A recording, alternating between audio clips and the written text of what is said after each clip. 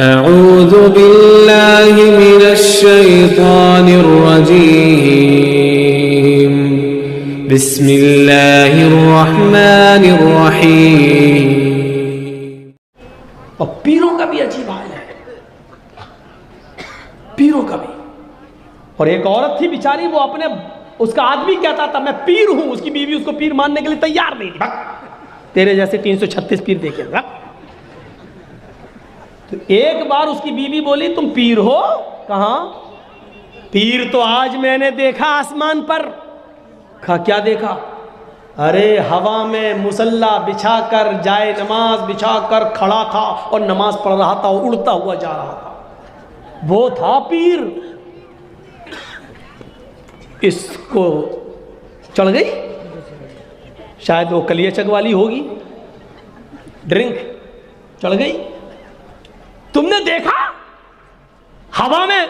हाँ तो जाए नमाज बिछी थी, हाँ खड़ा था उस पर, हाँ नमाज पढ़ रहा था, हाँ। अरे वो मैं ही तो था। अपनी बीवी को बोला अरे वो मैं ही तो था। उसकी बीवी बोली तुम थे?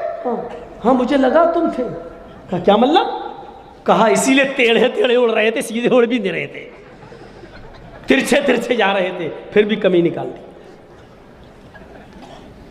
एक मुरीद ने ख्वाब देखा कि मेरे पीर साहब जन्नत में टहल रहे हैं। वो बेचारा आया सुबह होकर अपने पीर को खुशखबरी सुनाने के लिए कि अरे आपने तो बहुत नेक काम करे, आप तो जन्नत में। तो वो गया कि अपने पीर को खुशखबरी सुनाऊं। दरवाज़ा खड़खड़ाया तो क्या देख रहा है कि अंदर आवाज़ आ रही है। इसने दरवाजे में कान लगाया तो क्या देखता है कि जिस पीर को खुशखबरी सुनाने आए उसकी बीवी उसको झाड़ू से पीट रही है। तड़ा तड़ा तड़ा तड़ा बरस रही है उस पर झाड़ू। अब वो आने लगा, अब वो कह रहा रुक, बाद में मान लेना कोई आया है, दरवाजे पे कोई आया। उसकी बीवी कहती चल पहले देख कौन आया, फिर जरा फिर मालूम। वो दरवाजा खोला तो ये जा रहा था। ए भैया इधर आओ। कहाँ जा रहे हो? अरे जा रहा हूँ यार। क्या हुआ? अरे कुछ नहीं हुआ। अरे इधर तो आओ, क्यों आए हो बताओ तो। अरे यार रात में मैंने ख्वाब बहुत अच्छा देखा, लेकिन यहाँ बहुत बुरा हाल है आप। अरे बताओ तो क्या हुआ? अरे रात में देखा कि मेरे पीर साहब जन्नत में टहल रहे हैं, दूध की शहद की नहरें, 70-70 हूरों के बगल में बैठे हैं। यहाँ तो एक ही हूर से पिट रहे हैं आप, झाड़ू पड़ रही हैं आपको। मैं सोचा था खुशखबरी सुनाऊं, यहाँ तो मेरा दिमाग ही खराब हो गया।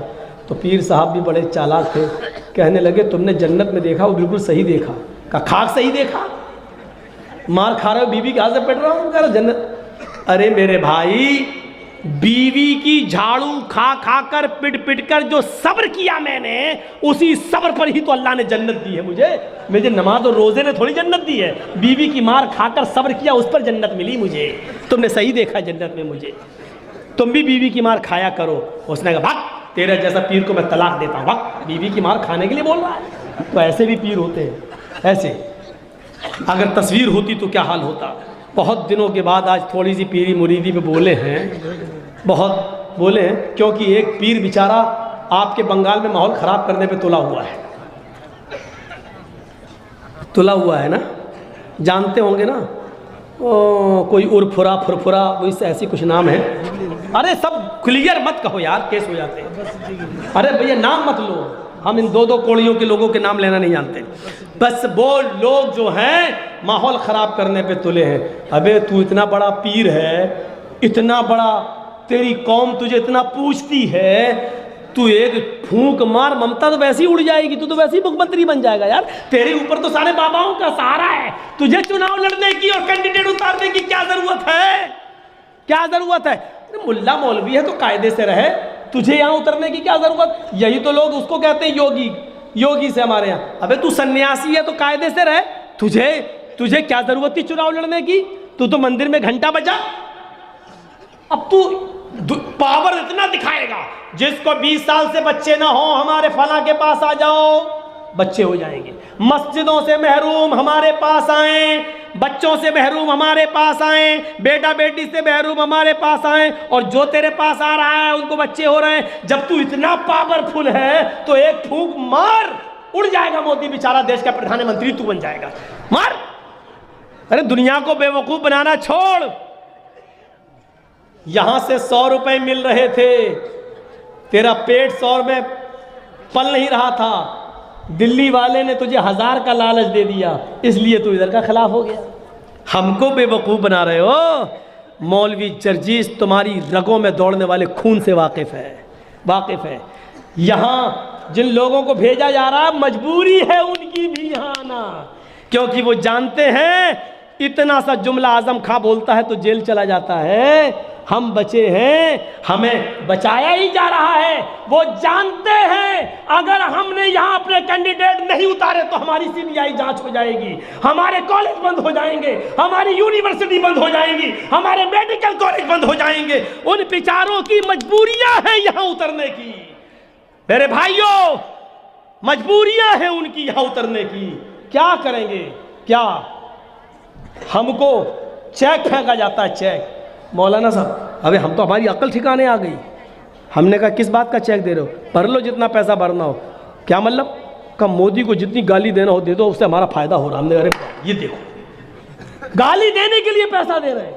हमने कहा केस हुआ? बोले केस होने ही नहीं दूंगा मैं तुम्हारे ऊपर, ये कहा जा रहा है मुझसे, केस नहीं होने दी। अरे बात, ये हालात इस स्टेज पर पहुंच चुके हैं मेरे भाइयों।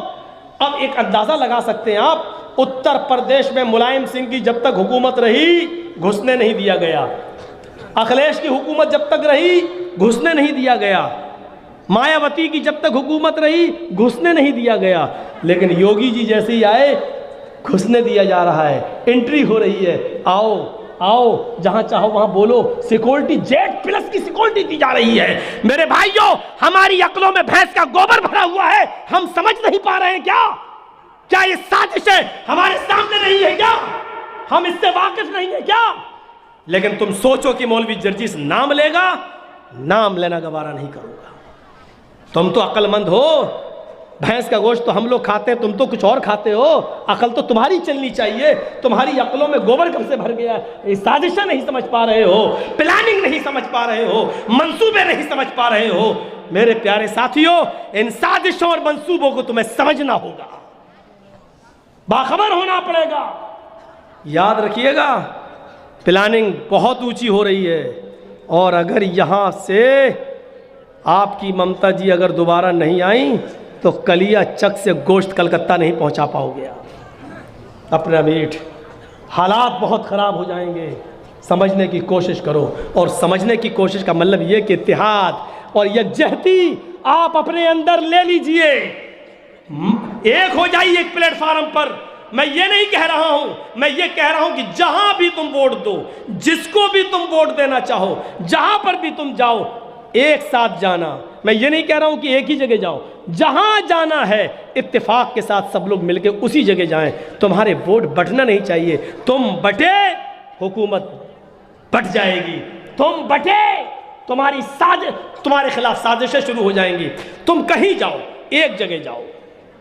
प्रधानमंत्री तो तुम बन नहीं सकते, लेकिन यह भी सच है कि तुम्हारे बगैर भी कोई दूसरा नहीं बन सकता। ये ताकत अपने अंदर पैदा करो, ये जुर्रत अपने अंदर पैदा करो। मौलाना जर्जीस प्रधानमंत्री नहीं बन सकता, ऐसे माहौल बना दिया गया है, हम नहीं बन सकते प्रधानमंत्री। लेकिन यह भी हकीकत है कि हम मुसलमानों के बिना भी कोई प्रधानमंत्री नहीं बन सकता। तुम जिसको चाहो वही राजा बना सकते हो, तुम जिसको चाहो उसी को हुकूमत में ला सकते हो। शर्त क्या है? तुम्हारे अंदर इत्तेफाक हो, तुम्हारे अंदर इत्तेहाद हो। बस इत्तेफाक और इत्तेहाद पैदा कर लो, मीटिंग कर लो चुनाव से पहले, हमें कहाँ जाना है, और एक जगह जाइए। मेरी तकरीर को तोड़ मरोड़ के पेश मत करना। ये चैनलों पे हम बहुत देख रहे हैं, कुछ चैनलों पे नाम आ रहा है ना, हम उसको चैनल पे देख रहे हैं, हम रिपोर्ट करेंगे। हमारी तस्वीर मोदी के साथ बिल्कुल ना बनाई जाए, योगी के साथ बिल्कुल ना बनाई जाए। मौलाना जर्जीस ने दी योगी को गाली, ये क्या है? अरे इसकी हेडिंग देखता है आदमी, मेरे ऊपर केस हो जाता है। तुम्हारा तो चैनल चल रहा है, हम फंस जाते हैं। तुम्हें तो 50,000 रुपये मिल जाता है, नोटिस हमारे पास आना शुरू हो जाते हैं। ये तोड़ मरोड़ के पेश मत करो, हेडिंग बिल्कुल सही बनाओ, जिसमें देश का प्यार हो, इस देश से मोहब्बत हो। इस हिंदुस्तान से सबसे ज्यादा मोहब्बत मुसलमानों ने की है। ये देश गैर मुस्लिमों से ज्यादा हमारा है। आज ये चंद मुट्ठी भर लोग जिन्होंने देश की कभी सेवा नहीं की है, जो लाल किले पर अपना आदमी भेजते हो और अपना आदमी भेजकर और दूसरा झंडा लहरवाते हो, जो इतना गिर चुके हो, जो अपने इक़्तिदार को बचाने के लिए पुलवामा में अपने सैनिकों को मरवा सकते हो, मेरे भाइयों, उनसे इस देश को बेचने की कौन सी उम्मीदें नहीं लगाई जा सकती हैं। ये ट्रेनें भी बेचेंगे, ये स्टेशनें भी बेचेंगे, ये किसानों को भी मारेंगे, ये इनसे कोई उम्मीद नहीं लगाई जा सकती है। लेकिन तुम हेडिंगें सही दो। मौलाना जर्जीस ने दिया देश के हित में बयान, ये दो आप। मौलाना जर्जीस ने की लोगों से भारत से मोहब्बत करने की अपील, ये इस तरीके की हेडिंग बनाओ आप और अपने चैनलों पे डालो।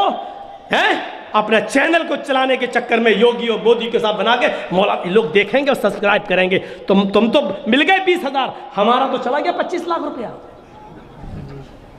नीचे आता ही नहीं कोई आदमी, कहता मौलाना जर्जीस, हाँ अरे ये तो बहुत बड़ा धर्म गुरु है, हम इतना लेंगे ही नहीं, उतना लेंगे। ये हालत हो रही है आज। कम से कम दूसरों का भी ख्याल रखो, दूसरों का। इसी कलिया चक पर, यहीं पर मैं तकरीर किया था मैंने आपके 26 जनवरी को, पिछली मर्तबा बयान यहां दे रहा हूं मैं। जीते तो वतन मुबारक, हारे तो कफन मुबारक। और केस कहां होता है? इटावा में, मेरे शहर में, मेरे अभी तक खत्म नहीं हुआ है। बहुत आसान है आपके लिए। और फिर मैंने कहा था कि भैया बोला तो मैं बोला हूं, लेकिन बोला तो मालदा में था, वहां के लोगों को एतराज़ नहीं, तुम्हें खुजली क्यों हो रही है? मैंने कहा। अब पुलिस इनविटेशन में लगी हुई है, अब वो भी कह रही है मैं लिख दूंगा, यहाँ का मामला नहीं है। तो हमने कहा है ही नहीं, लिख क्या दूंगा, लिखो। कहने लगे बगैर गुरु दक्षिणा लिए वो थोड़ी लिखूंगा। ये भारत हमारा पहला ऐसा मुल्क है पूरी दुनिया में जहां लक्ष्मी की पूजा होती है, जहां रिश्वत को भी देवी समझा जाता है। ये भारत पहला ऐसा मुल्क है।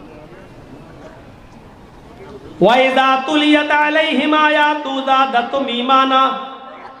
अल्लाह के नबी का इंतकाल हो गया, हजरत उमर ने तलवार निकाल ली। अगर किसी ने कह दिया कि नबी का इंतकाल हो गया, उसकी गर्दन उड़ा देंगे। हजरत अबू बकर आए, उमर फारूक के हाथ से तलवार छीनी, मिंबरे रसूल पर खड़े हुए और क्या कहा? उमर होश में आओ, होश में आओ। आए उमर, क्या कह रहे हो? अल्लाह के नबी का इंतकाल नहीं हुआ, क्या तुमने कुरान नहीं पढ़ा? अल्लाह फरमाता है वमा मुहम्मदुन इल्ला रसूल कद खलत मिन क़ब्लिहिर रुसुल अफ़ इम्मा तक़ुतिलन क़लबतुम अला आक़ाबिकुम। मोहम्मद अल्लाह के रसूल हैं, अगर ये कत्ल कर दिए जाएं, अफ़ इम्माता, अगर ये इंतकाल कर जाएं, औ कुतिला, या मैदान जंग में कत्ल कर दिए जाएं, तो क्या तुम एड़ियों के बल पलट जाओगे? क्या तुम दीन को छोड़ दोगे? जो ऐसा करेगा वो अल्लाह का कुछ भी नुकसान नहीं कर सकता। यानी नबी को मौत आएगी, आई, और ये है अल्लाह मेरे नबी पर 2 मौतें नाजिल नहीं करेगा। आए उमर सुनो, और आए लोगों सुनो, तुम लोगों में से जो मोहम्मद की इबादत करता था वो सुन ले। बुखारी शरीफ के अल्फाज है, आए ऊंची टोपियों वालों सुनो ये अल्फाज। आए कुतुब मीनार की टोपी लगा के मुर्दों के नाम पर खाने वालों, चादरें चढ़ाने वालों, मुर्दों की पूजा करने वालों, और कब्रों को चूमने चाटने वालों, और कब्र पुंजो सुनो। हजरत उमर ने कहा मन कान मिनकुम याबुदु मुहम्मदन, जो तुम में से मोहम्मद की इबादत करता था। इबादत तो अल्लाह की होती है, लेकिन अबू बकर ने क्या कहा? तुम में से जो मोहम्मद की इबादत करता था वो सुन ले, फ़इन्न मुहम्मदन क़द मात, मुहम्मद रसूलुल्लाह का इंतकाल हो गया, वो इस दुनिया में न रहे।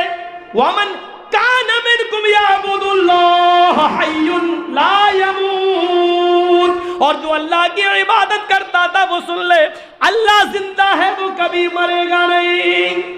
आए उमर होश में आओ, अल्लाह मेरे नबी को 2 मौतें नहीं देगा। जो मौत आनी थी वो आ चुकी है, अब दोबारा मौत नहीं आएगी। मेरे नबी अल्लाह को प्यारे हो गए। तो हज़रत उमर फ़ारूक ने कुरान की जब ये आयत सुनी तो क्या कहा? अरे अबू बकर, आज इस आयत ने मेरे ईमान को ताज़ा कर दिया, और ऐसा लग रहा जैसे कुरान आज ही नाजिल हो रहा हो। कुरान की आयतें जो सुनते हैं ईमान में इजाफ़ा हो जाता है। मस्जिदों से सुनो, मौलवियों से सुनो, ईमान में इजाफा होना चाहिए। कल तो मैं 2 घंटे के चक्कर में पता नहीं मेरी घड़ी बंद हो गई थी, क्या हुआ, 2.5 घंटा बोल गया था और पता ही नहीं चला था टाइम। मेरे भाइयों, परसों 2 प्रोग्राम किए थे, कल 1 किया था और आज भी 2 ही हो गए हैं, जुमे का खुतबा जोड़कर।